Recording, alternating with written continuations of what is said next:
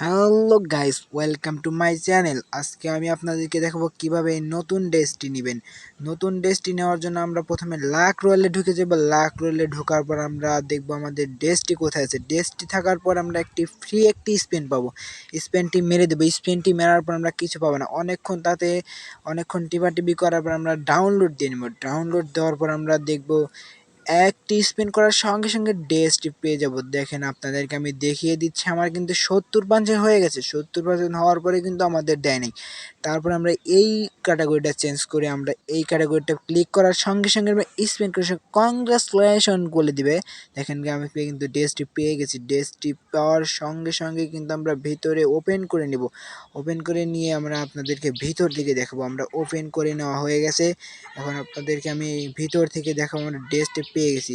এই দেখেন, আমি ওপেন করে আপনাদেরকে নেওয়ার ড্রেসটি সঙ্গে ক্লিক সঙ্গে করে আমরা পরে ভিতরে আপনাদেরকে ড্রেসটি পরিয়ে দেখাবো। দেখেন ড্রেসটি অনেক সুন্দর দেখা যাচ্ছে।